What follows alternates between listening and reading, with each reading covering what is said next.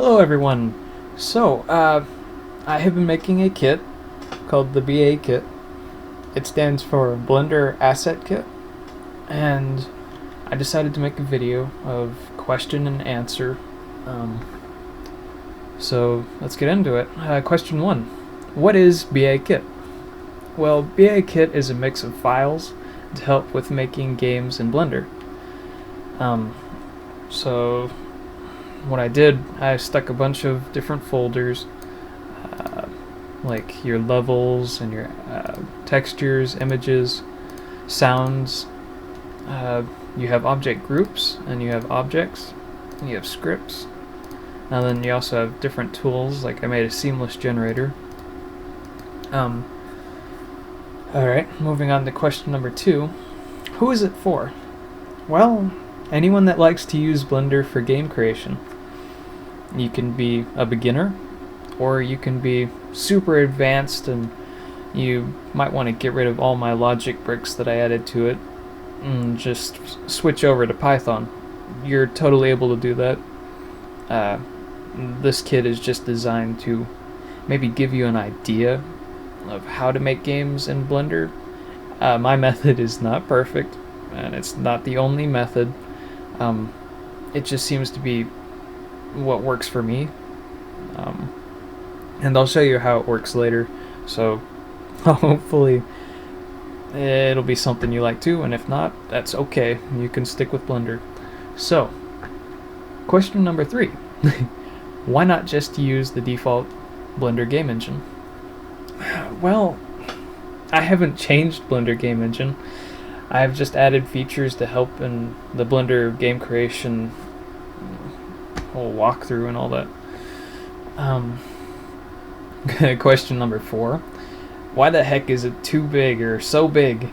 Well, because I have included all files required for the kit to just be downloaded, and then you unzip it, and then you can play it, and you don't have to go through compiling or doing a bunch of crazy downloads and stuff.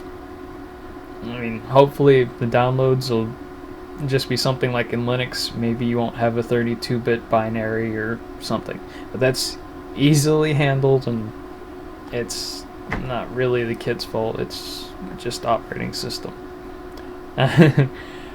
Okay. Question number 5. How do I use it?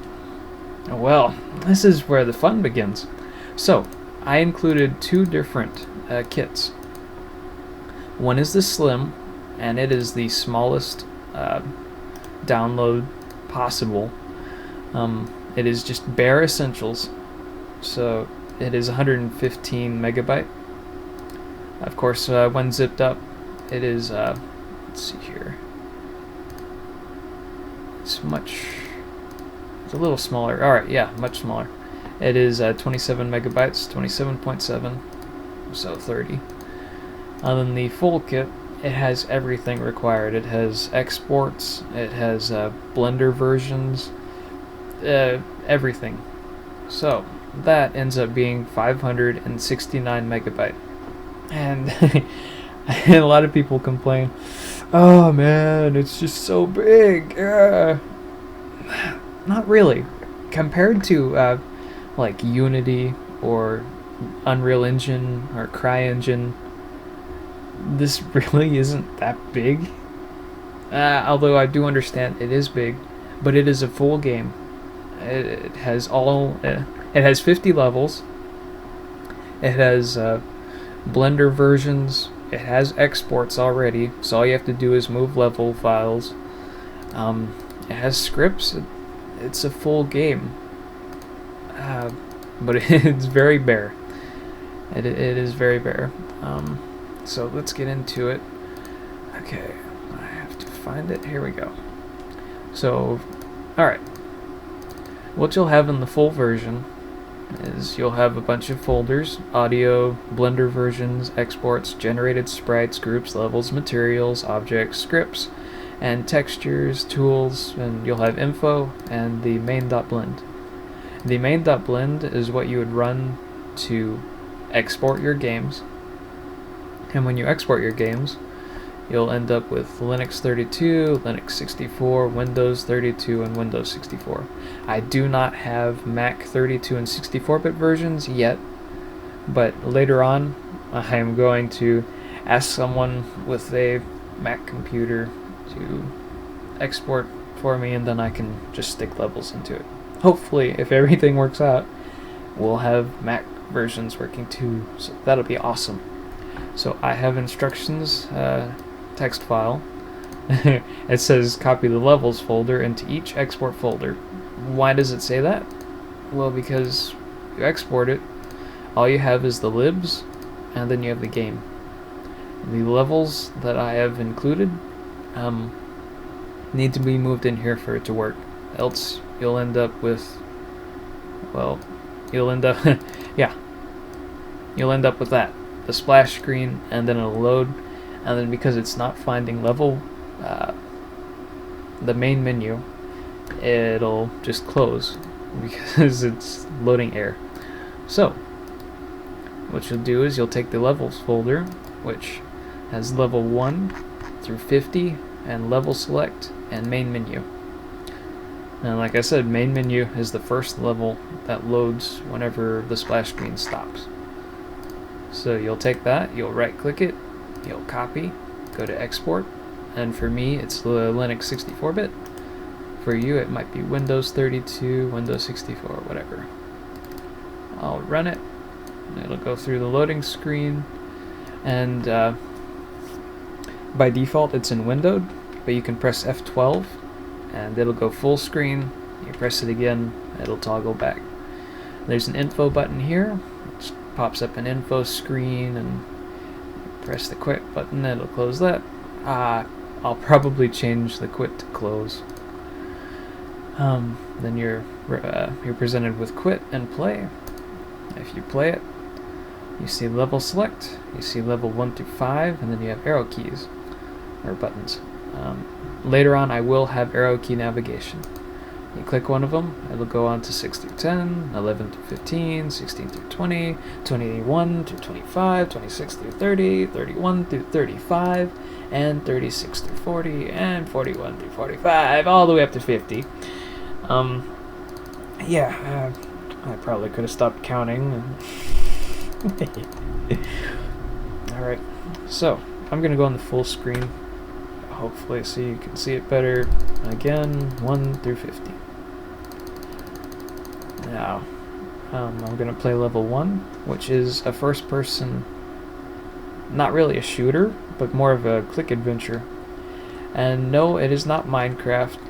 No, I really didn't take the grass from Minecraft. I made it on my own, and I decided I need some sort of ground object, and I like 8-bit graphics, so I wanted it to be pixely, but I wanted it to look like dirt. Sadly, I mean, it's not a bad thing that it looks like Minecraft, but that was not my intention. So anyway,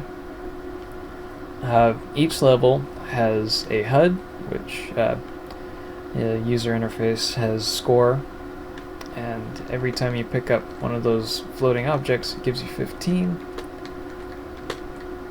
And this red object here, which is going back and forth, is an enemy, so if I touch him, it'll hurt me, and then it'll bring me back to the starting position. It does not restart the level, although that's easily changeable if you want. Right now it's left click on these side panels to bring the door up and down. Later on it will be the E key. E is an elephant, or elegant. And then this is what the end goal looks like. You touch that, it'll close it down, go to the level select, and it will open up a new level. And here is the second level, which is a 2.5D example project. Again, it's the same thing, but it has 2D physics. And it has teleporters. Again, it has the enemy. That'll bring you back to the starting position. And you touch the end goal, and it'll go on. Level 3 is a 2D example. It has orthographic. It has an orthographic camera, I think. Well, yeah.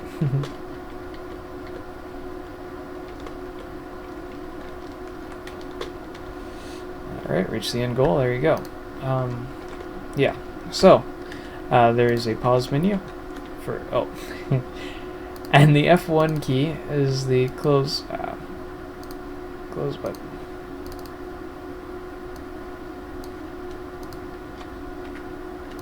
So yeah, as I was saying, if you press the escape button, it'll pause down everything. And if you go to the quit, it'll bring you back to the main menu, and you can quit from there. So, now that we have that done, I'm going to delete the level. Now, the game kit. What you get: textures, images, and you have background images.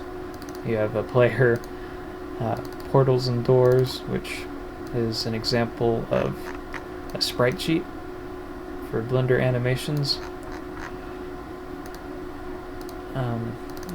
You have the splash screen whenever it loads up.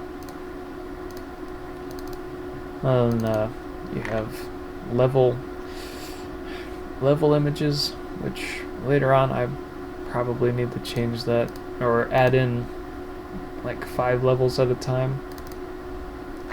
And here's the ground, which is the top left, bottom left, and then bottom middle left.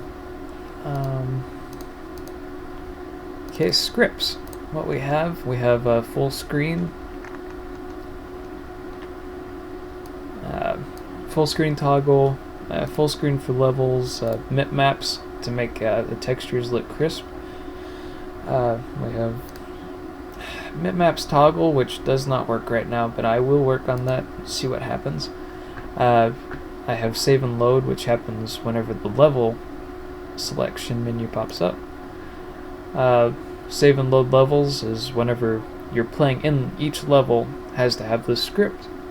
But if you change one and one, then you'll have to change it in all levels, which can be tedious, but not necessarily too difficult. Sound pause and play. There is a feature later on that I will add for playing and pausing sound, so I will add that. Objects. It is exactly what you think it is. I had a default plane, cube, sphere, cylinder, cone, torus, and they're just objects, nothing really special. So I recommend using the objects only for like single objects. Otherwise, whenever you load in multiple objects, you will have to load in all of them with their unique names. And there is a checkbox for that. So groups. This is probably the more important one. Groups allows you to have multiple objects, and then you can press Ctrl G, and then you can select them as a whole group, and then whenever you load in the objects, you only have to use one checkbox, or no checkbox for the groups. You just select it and then you can load it. I'll explain more about that side panel later. Generated sprites is if you use Spritify. Exports is where your exported games will go. Blender versions. I have Linux 32, 64, Windows 32, and Windows 64. Audio. There is no audio yet, but I will add them later. Alright. So, we are going to mess around with level 6. Here's what the levels will look like. You have the side panel, which has your render options, materials, textures, physics, all the wonderful stuff Blender has. I'm going to move that aside. On the bottom, we have the logic bricks, which ground object needs to have jump and solid, so the character won't pass through it, and the character will be able to jump whenever they're on top of it.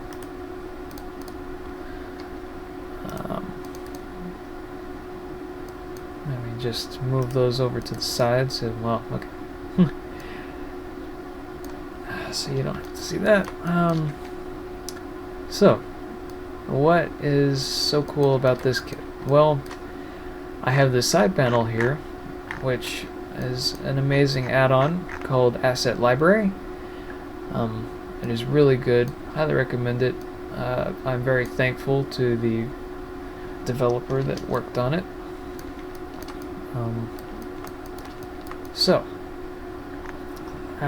You have the options of messing around with the custom path, which you have materials, objects, and groups. You just click the little folder icon beside it, and then you can navigate up to where you're at. And so, let's see here. You'll find the materials, which be materials, and then you'll select OK. It will not load all of the blend files that are in different folders. You have to be within that folder, and then you have to press scan and update, and then it'll show you everything there. Else, if you're somewhere else and there's no blend file, then you're not going to see it. So let's see here. I'm going to go over to groups and okay. This was before I started messing around with it. Let's see here. Really quickly.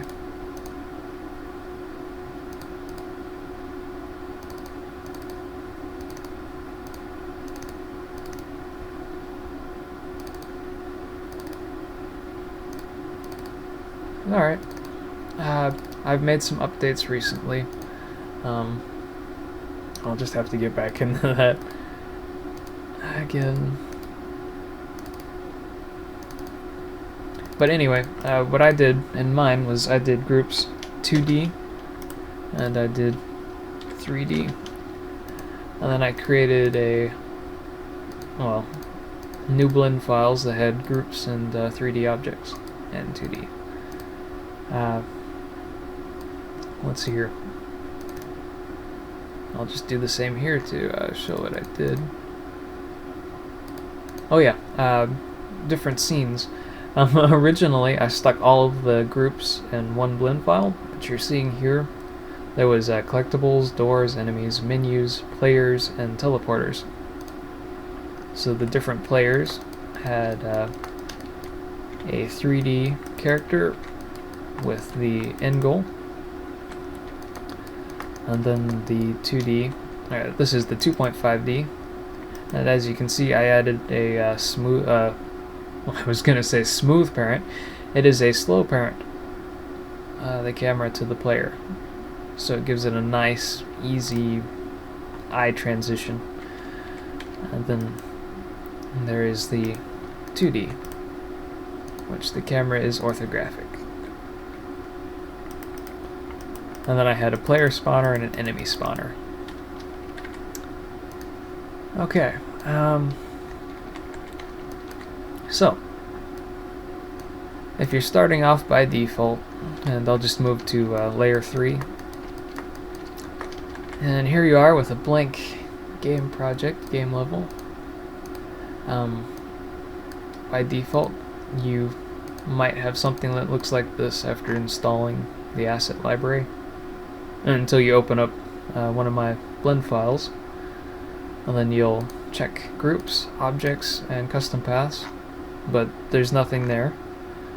So you'll navigate to materials, objects, and groups, and then you'll scan and update, and you'll see all of your files. Then, well, let's see here. You want to add, well, level objects.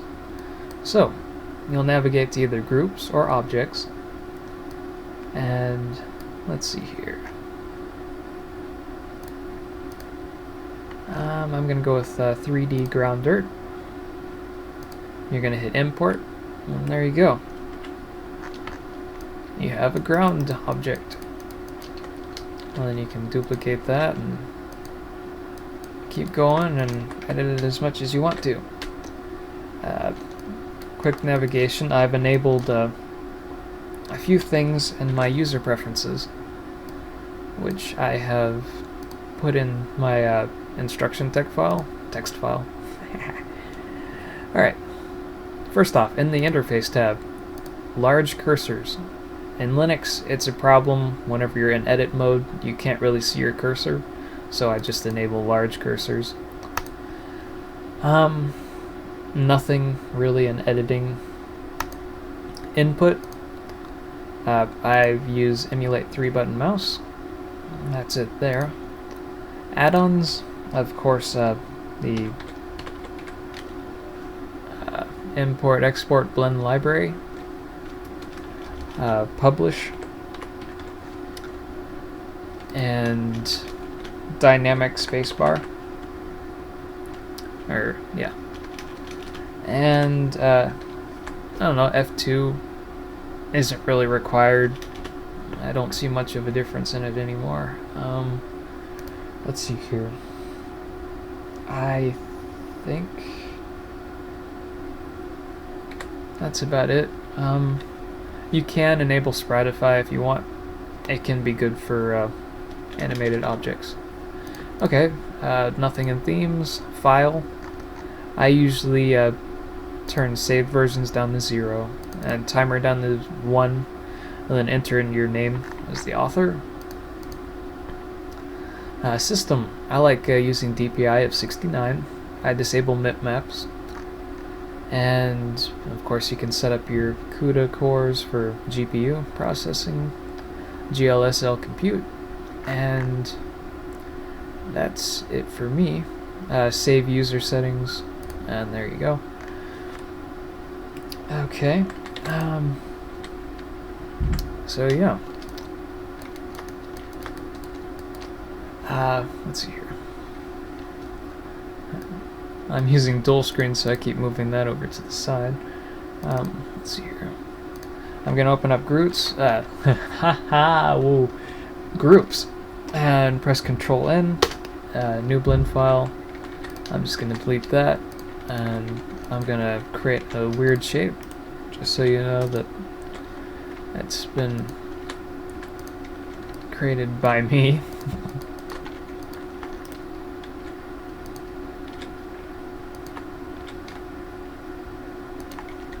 There we go. Some interesting eye candy. And let's see here, I'm going to name this eye candy. With a capital C. I'm going to copy that. I'm going to put it over there. Let's see here. I'm going to save this in 3D eye candy. 1001, and then I'm going to go over here, and I think I put it in, let's see here, right, okay, yes, that is in groups, which I probably should have pressed Control G, but we're going to try something out. Alright, I'm going to navigate to 3D, and there's the eye candy, and of course any other blend in here, it'll load up, so you have been warned. Refresh. Uh-oh, there were no groups. So I'm going to select it, Control G, I'm going to call it eye candy 1. I'm going to save it, come over here, and then there we go.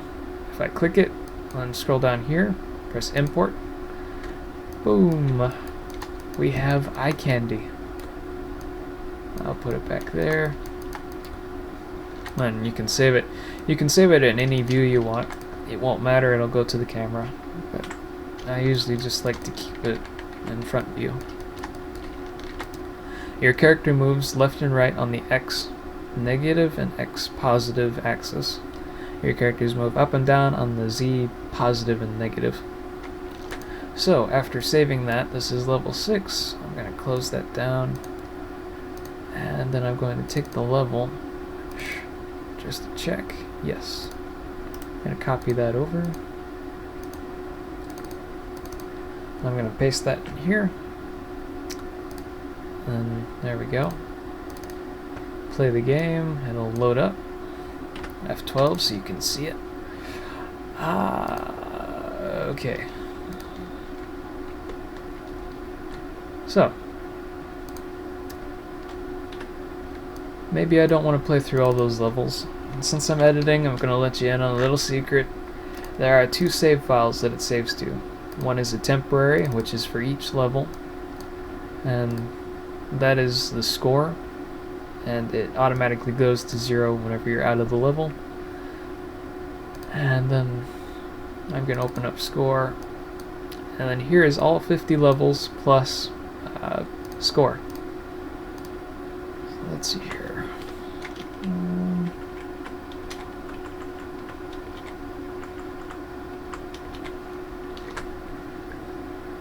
Go, save it, Control S. And see, I did not have to close the game. And boom. There we go. Ta-da! We have our eye candy in the background there. And then the camera angle is pretty wonky, but I think it gives a pretty cool effect. Let's see here. One thing I'm noticing is pressing F12 for full screen and the levels isn't added yet. So I'm going to need to mess around with that soon. So, if you'll notice it says score 15. If I exit out and go to the level and I come back to it, it says score 0. It's because it was using the temporary save and not the actual save, and it does not save all of it until you go there, come back, and it'll say 15. So that's how that works. Also, if you wanted to, let's see, go back, and you can play the game. I'll leave it up in the top corner. I'll put my levels over here, and go over to level 6. I'll move that down there, and then maybe I want to move or duplicate the eye candy where it's over here. I'll move it to in front. Here I am. I'm editing this and the game's still open. I go over to level select. I can press that. It's still there. Now if I move that to the background and I save it, it's not going to update. So if I go that and I quit, I'll do it again. Now it'll update. So it's not a live update, but you don't have to close the game a lot of times. I have noticed that the game can quit or crash sometimes with having different files edited and saved and blah blah blah, but it's not often, and it can be a problem, but not really. So that is an example of how the kit works.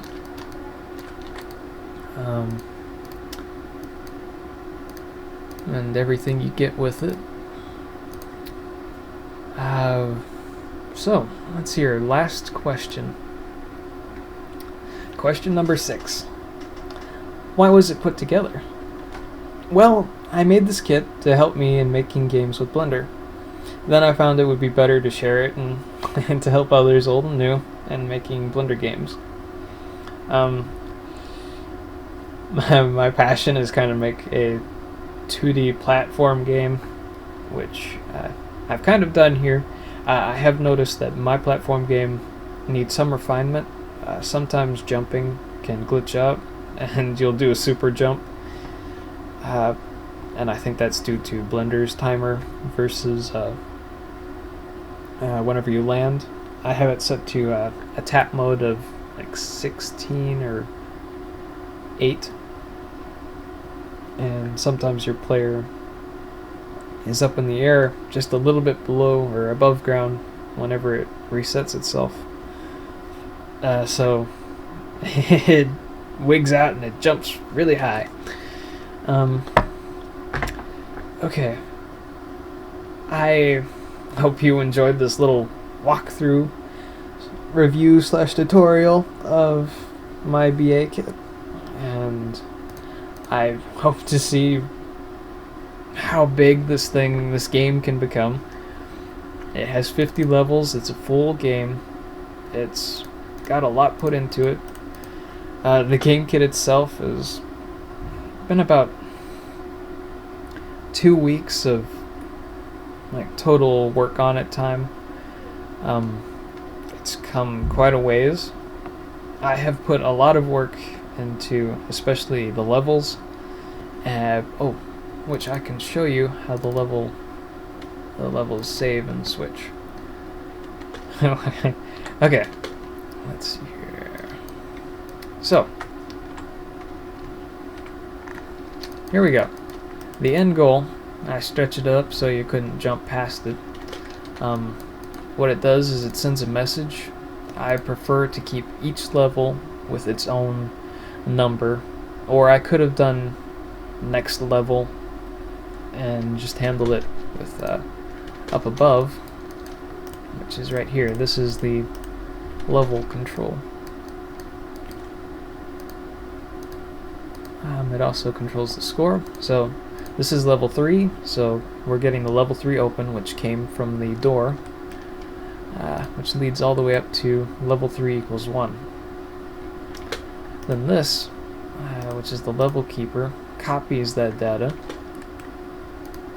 whenever it receives a message of refresh and level 3 equals 1. But it also has score and level 3, and then level 3 is open. That is what is required with each level.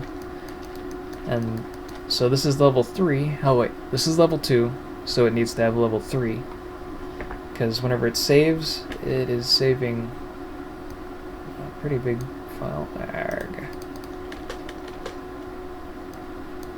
Let's see here.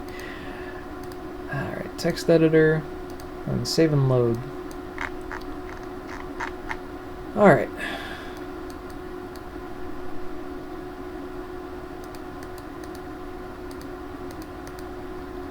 So, what we have here is each level has its own save, which is set to info. Then the file exports to a path, and then the name of scorekeep or scorekeep1 empty.txt. It saves score, level 1, level 2, level 3, all the way up to 50, and it also has line 50. And that is all important. And it saves the property from the score 1 empty. So yeah. If you have any other questions, let me know in the comments below, and I hope you enjoy using the BA kit. I enjoy working on this project. I've even got my sister working on it, and she knows very little to nothing about Blender, and she is making some pretty cool levels.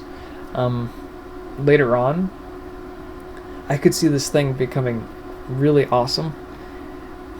Like a user repository on the web, and people could upload their files, their levels, and then other people can download them and rate them and comment on it.